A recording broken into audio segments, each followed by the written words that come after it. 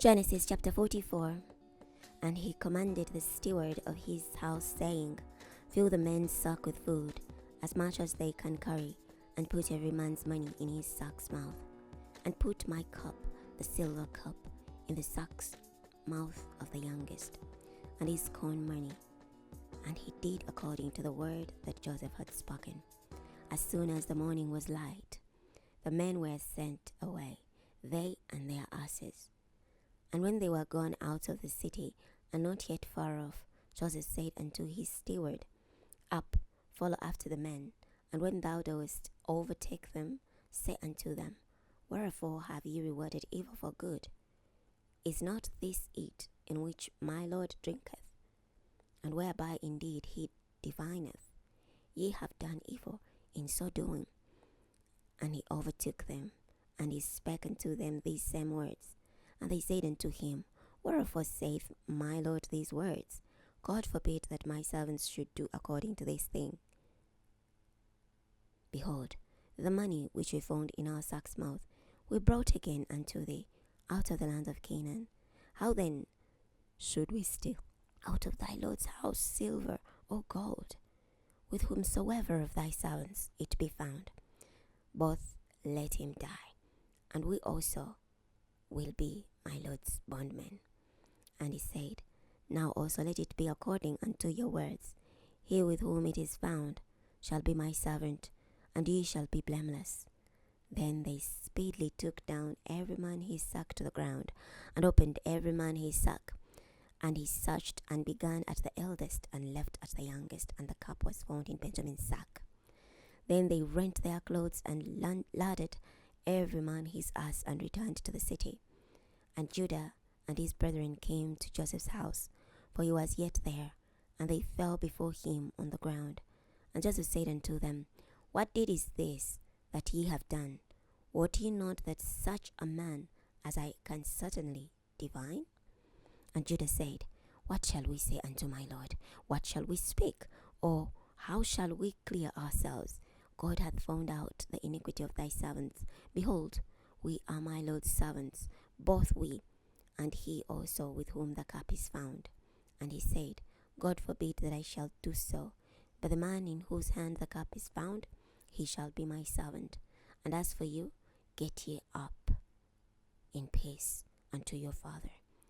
Then Judah came near unto him, and said, O my Lord, let thy servant, I pray thee, speak a word in my Lord's ears, and let not thine anger burn against thy servant. For thou art even as Pharaoh, my Lord. Ask his servants, saying, Have ye a father or a brother? And we said unto my Lord, We have a father, an old man, and a child of his old age, a little one. And his brother is dead, and he alone is left of his mother, and his father loveth him. And thou saidest unto thy servants, Bring him down unto me, that I may set mine eyes upon him. And we said unto my Lord, The lad cannot leave his father, for if he should leave his father would die. And thou saidest unto thy servants, Except your younger brother come down with you, ye shall see my face no more. And it came to pass, when we came up unto thy servant my father, we told him the words of my Lord. And our father said, Go again and buy us a little food. And we said, We cannot go down if our youngest brother be with us. Then we will go down, for we may not see the man's face, except our youngest brother be with us. And thy servant my father said unto us, Ye know that my wife bare me 2 sons, and the one went out from me, and I said, Surely he is torn in pieces, and I saw him not since. And if ye take this also from me, and mischief befall him, ye shall bring down my grey hairs with sorrow to the grave. Now therefore, when I come to thy servant my father, and the lad be not with us, seeing that his life is bound up in the lad's life, it shall come to pass, when he seeth that the lad is not with us, that he will die. And thy servant shall bring down the grey hairs of thy servant our father with sorrow to the grave. For thy servant became surety for the lad unto my father, saying, If I bring him not unto thee, then I shall bear the blame to my father forever. Now therefore I pray thee, let thy servant abide instead of the lad, a bondman to my Lord, and let the lad go up with his brethren. For how shall I go up to my father, and the lad be not with me, lest peradventure I see the evil that shall come on my father? Chapter 45. Then Joseph could not refrain himself before all them that stood by him, and he cried, caused every man to go out from him. And there stood no man with him, while Joseph made himself known unto his brethren. And he wept aloud, and the Egyptians and the house of Pharaoh heard. And Joseph said unto his brethren, I am Joseph. Doth my father yet live? And his brethren could not answer him, for they were troubled at his presence. And Joseph said unto him, his brethren, Come near to me, I pray you.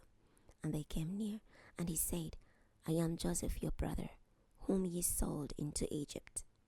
Now therefore be not grieved, nor angry with yourselves, that ye sold me hither. For God did send me before you to preserve life. For these 2 years hath the famine been in the land, and yet there are 5 years, in the which there shall neither be earing nor harvest. And God sent me before you to preserve you a posterity in the land, and to save your lives by a great deliverance. So now it was not you that sent me thither, but God. And he hath made me a father to Pharaoh, and lord of all his house, and a ruler throughout all the land of Egypt. Haste ye, and go up to my father, and say unto him, Thus saith thy son Joseph, God hath made me lord of all Egypt. Come down unto me, tarry not.